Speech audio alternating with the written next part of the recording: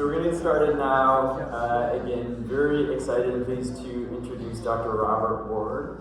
Dr. Ward earned his medical degree from Cornell University and went on to serve his residency in otolaryngology at New York Hospital Cornell Medical Center.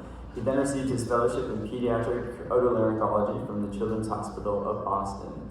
Dr. Ward is well known and extremely highly regarded for his treatment of a wide variety of ear, nose, and throat conditions, including congenital airway abnormalities, chronic sinusitis, tonsillitis, hoarseness in children, sleep disorders in children, benign vocal cord lesions, respiratory problems in neurologically impaired children, sleep apnea in children, head and neck cancer, and neck masses in children. Dr. Ward is a co-inventor of the Y-lock tracheal stent system from Dextronix, and he has authored numerous articles in varied areas of his expertise and has been recognized and honored frequently for his clinical skills and accomplishments. So very excited. Pass on to you. Thank you. Welcome to New York. If I speak too quickly, because I'm from New York, just kind of raise your hand or something so I don't speak too quickly. You're in New York at a good time of the year, and the weather hopefully will be nice. This is actually one of the first times I've been in person because we've been locked up for such a long time, particularly early on in New York.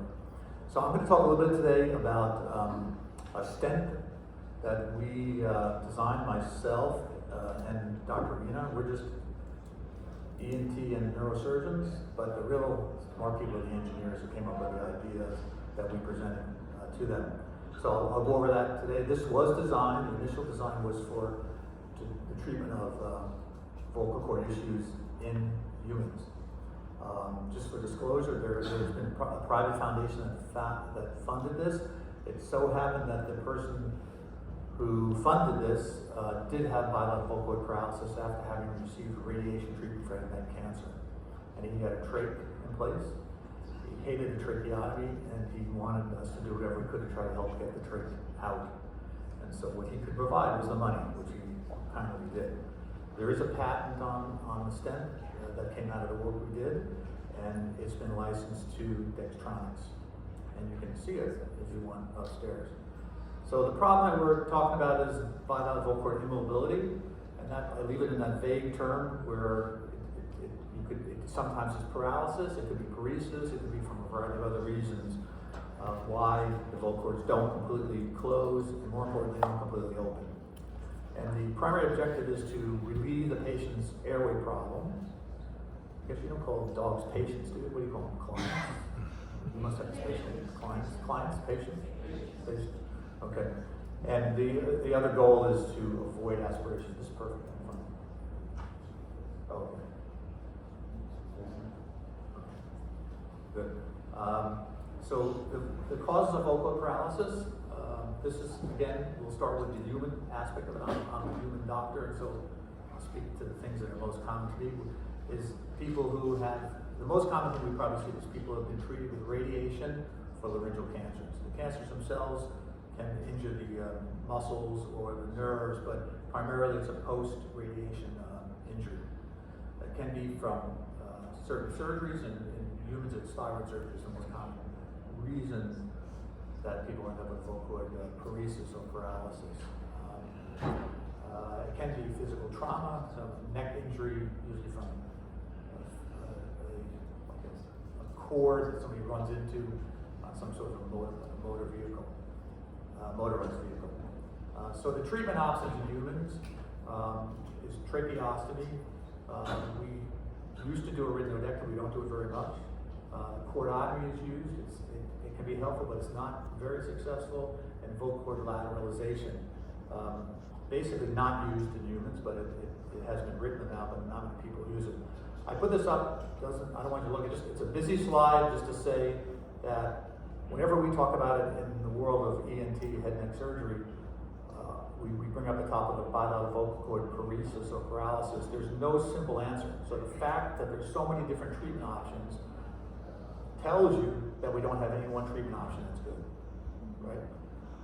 The treatment option that works well is tracheotomy, but that's not what people want. So this will be a little bit of a journey about translational research, which I'm sure you've heard about or know about, where it's from what we call from bedside to bench, and then bench back to bedside, whatever you want to call it.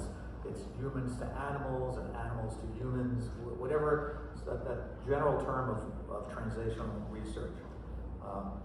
So in terms of stents and the history of stents in humans, they've been around for a long time. We're primarily talking about airway stents. Obviously, there's stents that are used in cardiac stents, ureteral stents, but in airway, they were used when I was a young guy, and we used metal stents in those days, and they were a disaster.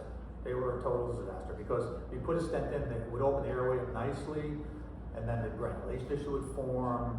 You get, stenosis or granulation tissue proximal and distal. I would be taking kids back to the doctor every 3 weeks to try to get the granulation tissue out. You couldn't get the stent out once it was in. The metal stents were like really difficult to take out. So it sort of went out of favor. Silastic stents are still used primarily for palliative care, where somebody has an obstructed bronchus and you want to keep their bronchus open. You know they're not going to live long, you're just trying to make them comfortable. And there's been talk of biodegradable stents. They're used in Europe. They're not licensed. They're not FDA approved in the United States, so there's no available bioabsorbable stents. So the traditional problems that we see with stents is granulation tissue. You can get concerned about erosion of the stent beyond the tracheal mucosa, tracheal tissue, and out into vascularity, leading to hemorrhage, infection with the stents, and worsening of the problem proximal and distal to where the stent's placed.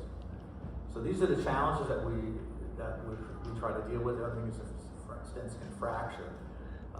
And probably the same way with the airway stents, tracheal stents, when you put a stent in and you expand it, that's it. It's a one use. So if it's not the right stent, you got to take it out and you got to get another stent. You can't kind of reuse it. You can't redeploy it. So this is some of the issues we were trying to deal with as we were coming up with the stent. And the stents that are very popular now in some of the airway, there's now some stents being used that are in the lower airway for chronic obstructive pulmonary disease, or nitrile stents. And some of you might be familiar with nitrile. It's a combination. It's an alloy of nickel and titanium. It's got very cool characteristics. It's shape set. That's probably the most important. So whatever shape you set it as, that's the shape it wants to go to. So you can deform the stent, which is helpful for deployment or retrieval, but it will want to stay in that shape that you've created it as. They're very elastic. They tolerate a lot of stress. They're inert, and they don't present a lot of outside forces, which is good for protecting the mucosa, and they're very biocompatible. And after a lot of work and a lot of design, we came up with a stent. This is the final version of the stent, and it's got a lot of different components. The top part of the stent is the actual component that works. I'll go over the mechanism of action in a second, but there's two pads laterally in the back that help to open up the airway just below the vocal cords. It does not touch the vocal cords. It's below the vocal cords. And then the second ring below is the stabilization ring. So if you just use the top ring, it's not going to stay where you put it. So you need some component to stabilize it. And the back strut is also stabilizing, kind of a rudder to keep it in place. So we came up with this design, and then the next step was to try to do it in a lab experiment. So just my simple drawing of where it sits, you can see it's just below the vocal cords, and it's sort of touching the vocal process, the muscular process of the arytenoids. This is what it looks like once it was designed as a set. The stents, you can see where it's on the top, and then these are the instrumentation that are used to deliver the stent. And I'll go over that in specific detail. So this is an example when we were first designing. So this is one of the first ones in the lab. Just before we did it, this is how it goes into that delivery cup, and then you remove it, and hopefully it's in good position. You can notice that one has two anchoring rings because we didn't really, this is early on, we were still trying to come up with a final design of the stent. And how does it work? I mean, that's really the question. I think you have to think differently from a lateralization, right? It's not the same thing. It works a different way. You know more about this than I do in terms of lateralization in dogs, and the goal is in lateralization is from the external approach. You take the arytenoid and you lateralize, you move it laterally so that it stays open in open position. So you're affecting the airway size at the level of the vocal fold itself. And that's sort of what we do when we do a chordotomy. What we do with a chordotomy, with whatever device you use, your laser, we sort of separate the vocal cord from the arytenoid right at the vocal process. To try to get a good chordotomy would look like that. That would be a good result. Unfortunately, it doesn't tend to work that way. But that's the way the lateralization works. The stent designed to fit subglottically. This is a dog with a stent in. You can just see a little stabilizing device in the back. So it's meant to push both vocal cords open. So you're not trying to, so if you were doing a lateralization, you're trying to get 4 millimeters or opening, you would do that all on one side, right? Here, you're trying to get that 4 millimeters, but you're achieving it by expanding both sides, right? So if you get 2 millimeters on one side and 2 millimeters on the other side, you've got equivalent to what you would get with a lateralization. So that's sort of the basic method of the way that I think it works. And the whole purpose of all this was to avoid anything that, as you know, anything that touches the vocal cords over time is going to cause erosion and granulation tissue and all sorts of problems.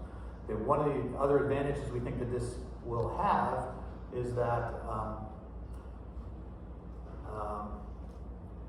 the risk of aspiration will be much less with this method rather than lateralization.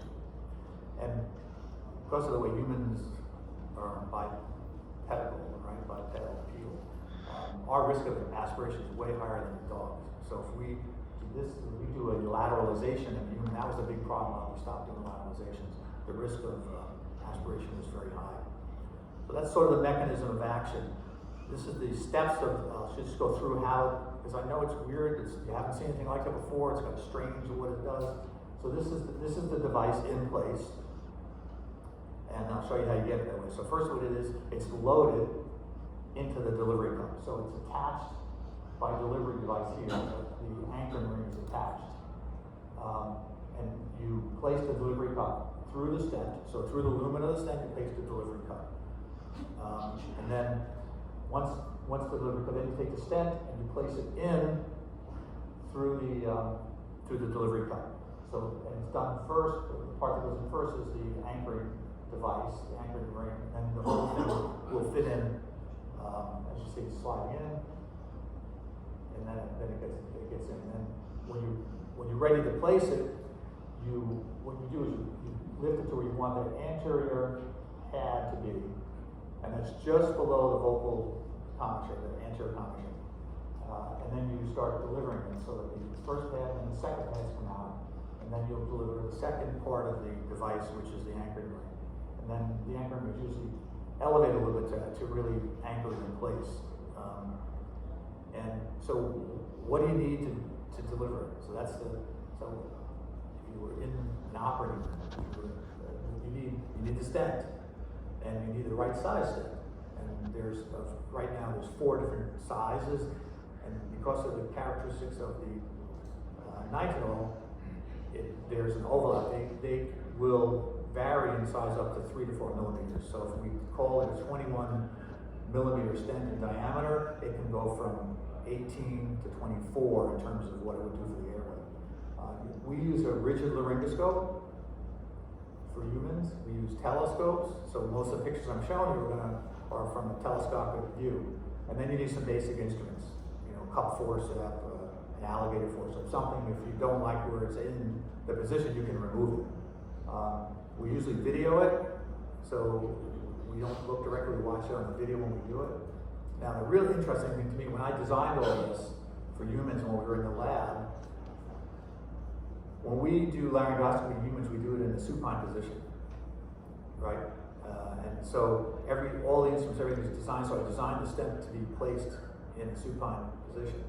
I realized when we went to the lab and we started working with the vets that you do most of your laryngoscopies in a prone position, right? So so you gotta like everything. The way I do it is upside down, right?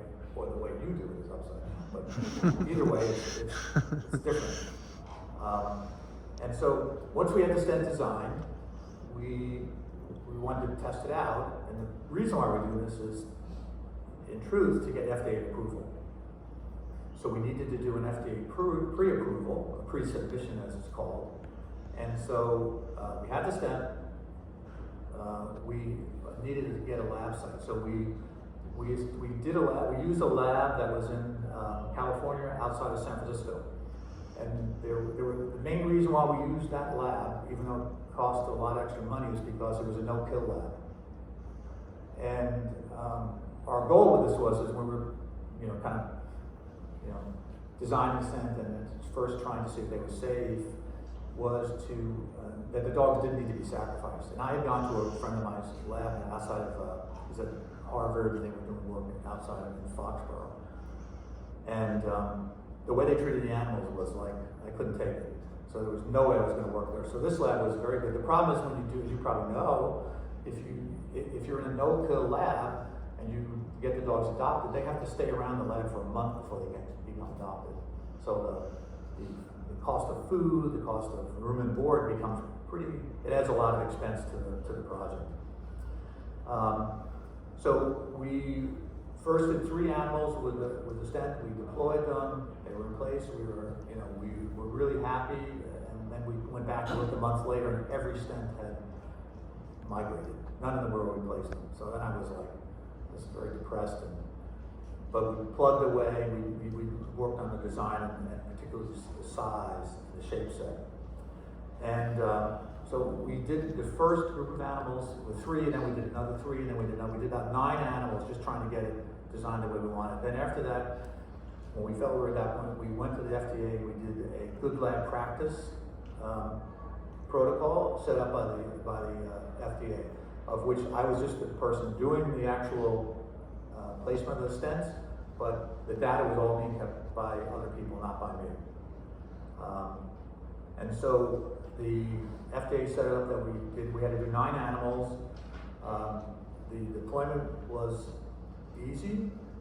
The retrieval was easy and acceptable. If you wanted to redeploy, you could do that. So that was, the stent remained in good position over several months. We followed the dogs in the good lab practice part of the FDA for over a year, which was their requirement.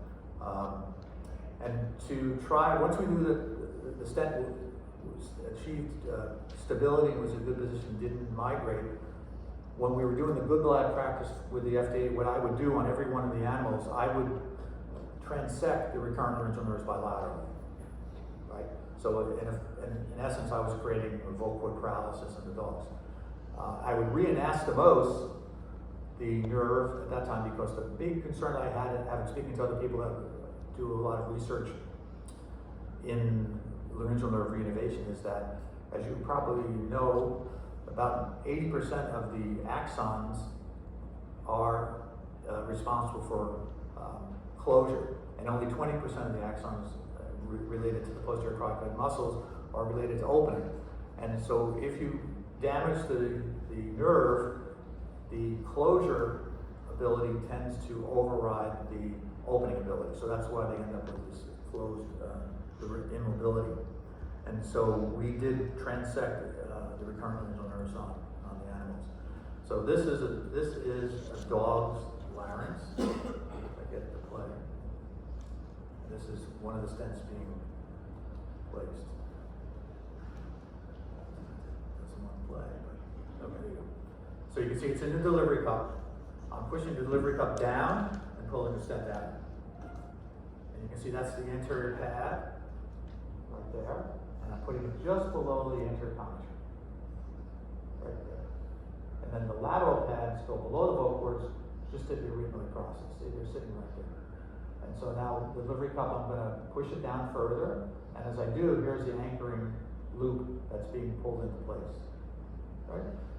And then this cup can be taken out, and that's the way to deliver it. If I didn't like the way it was sitting, or if I didn't put it in a good position, when I looked after the cup, I would just take it out and redo it.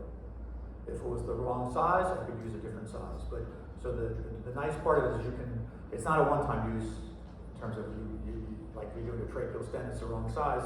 You got to use a different tracheal stent, right? I don't think you can, maybe in this day and age you can reuse them. I'm not really 100% sure. So this is what it looks like from an x-ray. We would get an x-ray on all dogs afterwards. This is what it looks like immediately when it's deployed. This is what it looks like a month later, 35 days actually. You can see what happens, it starts to get incorporated. It starts to get mucosalized, which is really what we want, right? So try to cut down, the more it's mucosalized, the less likely it's going to form granulation tissue. And so, like this is really nice here, there's a little bit of gap here, which means there's going to be some granulation tissue reaction to it. So the better you can get the stent coapted, the less likely you're going to have problems with granulation tissue.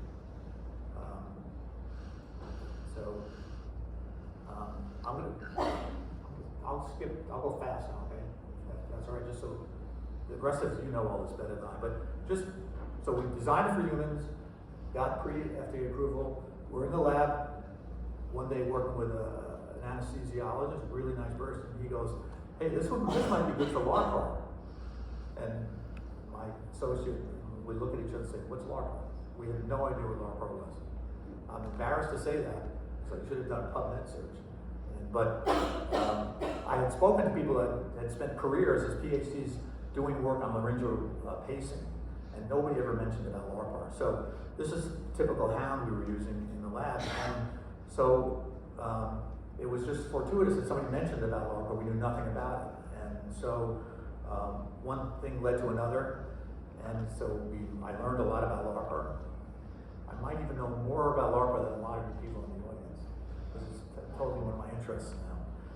And at first, everybody told me it was idiopathic, right? And I bet there's some people who still think it might be idiopathic, but I think it's definitely a progressive polyneuropathy, right? And as I learn now, I'm amazed how common LARPAR is. You get interested, and all of a sudden you hear about people saying, oh yeah, my dog has LARPAR. Oh yeah, my dog died last year of LARPAR. And they almost always get first diagnosed as having hip problems, right? And now I realize that it's probably not really a true joint problem with their hip, it's more the long nerve going to the hind limb, right? And then they start having these weird episodes of breathing and stuff like that. So I wouldn't go into that too much because you know all that. This you all know. I'll skip all that. And so I realized that there was a procedure for this that the veterinary world used, which was a tie back, right? Unilateralization. I realized, and I'm trying not to be too political, but I realized those people who do tie backs think they work great. Like if anybody who's in this room does tie backs, you probably think it's a good operation, right? I don't know if it's a good operation, but if I speak to vets that don't do them, they'll tell me they don't work. And so there's a whole thing about like who can do them. Oh, there's the learning curve so hard, and the people that can do them are people that are really good at them, right? So I don't know, but obviously they help, but the problem is they can create problems with aspiration, and there is a mortality to them. So with that in mind, we started a project with the people at Penn Vet, David Holt and Dana Clark, and we set up a protocol saying, listen, we've done these dogs in the lab, and we've done an FDA good lab practice, and maybe it will work for a dog with LARPAR. And so we set up, we funded a project out of the original funding to do 10 dogs that had LARPAR, and we came with the criteria. And this is Rusty on the, what we did? You're not seeing Rusty, he's next, this is Rusty, sorry. He's a 12-year-old Golden who had LARPAR, right? He was the first dog we ever did. He was in extreme respiratory distress. We put a stent in, it was pretty remarkable. It kind of like made us think it was going to work. He was eating meatballs about 2 hours later in the recovery room. And we would do measurements of the larynx system. Remind you, at this point, the stents we were using were sized for the lab animals we were using, which were hounds, and they were about 50 to 55 pounds. As you know better than I, these dogs, Rusty's about 80 pounds. So the larynx and trachea is a different size, yet the stents with their shape set characteristics work pretty well in the dog. And so just we did measurements and things like that. Rusty had some other problem, and he needed to have another anesthesia about 6 months later for a rectal tumor. And they were able to intubate him through the stent. He had no problem, he did fine after that. He lived about 3 years after he had his stent placed. So this is the view from what it would look like in the different prone position. So I'll just wrap up. So we're still in the process of FDA approval. We think this might be valuable for treatment of LARPAR. It's easy to deploy.